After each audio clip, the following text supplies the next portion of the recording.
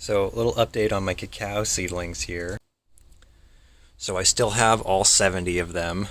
He has 70 because each pod has around 30, 35 seeds, and I had two. So all of them germinated, unlike my first attempt, but I'll get into that.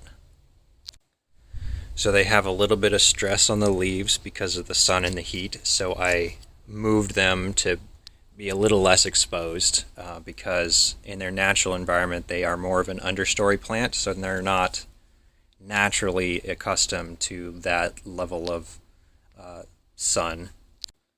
But there are signs of them bouncing back and leafing out more. We've got some new ones coming in here.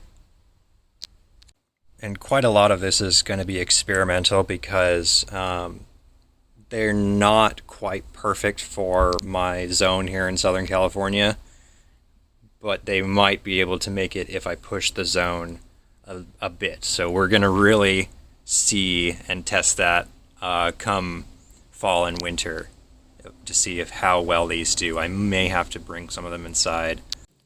But if you want to experiment with cacao, let me quickly run through where I went wrong with my first attempt. So you can see here, a lot of them still have the cacao bean or cocoa bean attached still. So let me take one of these pieces as a reference. So the beans are pretty prone to mold, as it turns out. I, on my first attempt, peeled off their outer skin and planted them that way, and I planted them a little too deep in the soil.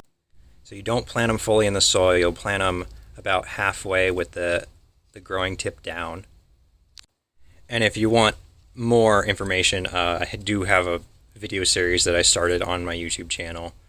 But on my second attempt, I used an mostly inert growing medium. I used coco coir instead of potting soil because it's less prone to adding to that mold problem.